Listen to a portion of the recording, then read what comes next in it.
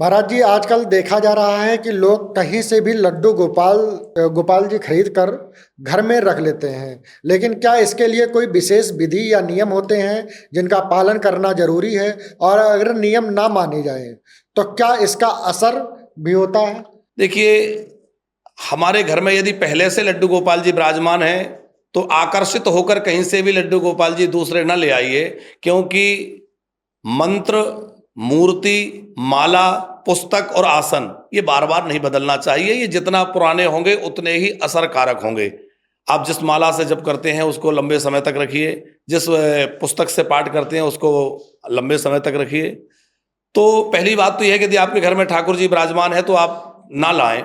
नहीं है, आप लेकर आ रहे हैं तो बड़ी श्रद्धा पूर्वक आप लेकर आएं और ला करके उनको पहले पंचामृताभिषेक कराएं, गंगा जल से स्नान कराएं, विधि पूर्वक किसी ब्राह्मण से उनका पूजन करा करके और उनका आवाहन आदि करके अपने घर में स्थापित करें। तुलसी आदि से अर्चन करने के बाद उनका सुंदर श्रृंगार करके उनको मक्खन आदि का भोग लगा के और प्रार्थना करें कि हे ठाकुर जी, अब आप इस घर में विराजमान होइए, आप ही का घर है, आप यहाँ विराजमान होकर कृपा करें।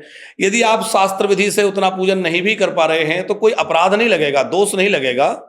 सामान्य रूप से भी आप लाके घर में विराजमान कर सकते हैं। उसमें जैसा आपने कहा कि क्या कोई दोष लगेगा या पूजा का फल नहीं मिलेगा, तो ऐसा नहीं है।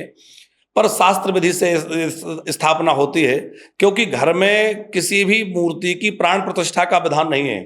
घर में जो मूर्तियां रखी जाती है वो प्राण प्रतिष्ठित नहीं होती। आप कभी घर में हैं कभी नहीं हैं तो उनकी पूजा नहीं हो पाएगी। प्राण प्रतिष्ठित मूर्ति एक दिन भी बिना पूजन भोग के नहीं रहना चाहिए। आपके घर में अशुद्धि हो गई, कोई सूतक हो गई, आप पूजा नहीं कर पा रहे हैं तो आपके प्राण प्रतिष्ठित मूर्तियां होंगी तो अपराध लगेगा।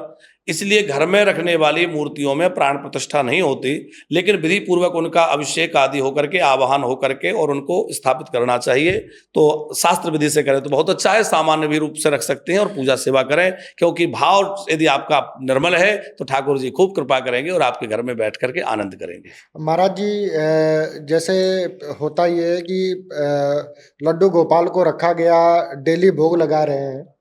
अगर किसी दिन कहीं बाहर जाना पड़ा अचानक से और लड्डू गोपाल को लेके नहीं जा पाए, उस केस में क्या होता है? उसका उसका दोष लगता है? दोष तो नहीं लगेगा, फिर भी जैसे हम अपने बच्चों के लिए भाव रखते हैं। अब आपने भाव रखा है कि ठाकुर जी हमारे लाला हैं, जी तो भाव तो ये होना चाहिए कि लाला भूखे रहेंगे। जी भाई, हम अपने बच्चे को एक दिन भी तो क्या एक समय भी भूखा नहीं रख सकते। बच्चा भूखा है तो हमें भी भूख नहीं लगेगी, हम भी भोजन नहीं कर सकेंगे। जी तो भाव तो यही होना चाहिए कि हमारे ठाकुर जी भूखे ना रहें, उनको नियमित भोग लगे, उनकी नियमित सेवा हो। तो यदि आप घर से बाहर जा रहे हैं तो किसी वैष्णव के घर में किसी पड़ोसी जो अच्छे से सेवा कर सकें, या आसपास जो मंदिर है वहाँ ठाकुर जी को पधरा जाएं कि आप सेवा करिए। एक परंपरा जो आजकल चल पड़ी है कि जहाँ तहाँ लड्डू गोपाल को लेके लोग घूमते हैं, ये बिल्कुल भी ठीक नहीं है। क्योंकि आप कभी झूठा मुंह हैं, कभी आपके हाथ शुद्ध नहीं है, कभी आप कैसी जगह से निकल रहे हैं, किसका कपड़ा छू रहा है, तो ये सब करना अनुचित है। ठाकुर जी को कभी ले जाना हो तो बड़ी मर्यादा के साथ ले जाएं। यदि आप कहीं लंबे यात्रा पर जा रहे हैं, ठाकुर जी को ले जाना है तो बड़ी मर्यादा के साथ ध्यान रख करके शुद्धता पवित्रता का लेके जाएं। और जब भी आप जा रहे हैं तो ठाकुर जी की सेवा पूजा की व्यवस्था करके जाएं। मान लीजिए नहीं कुछ हो पा रहा है तो कोई अपराध नहीं लगेगा, लेकिन यदि आपका भाव है तो आपको सेवा की व्यवस्था करके जानी चाहिए। जी महाराज जी।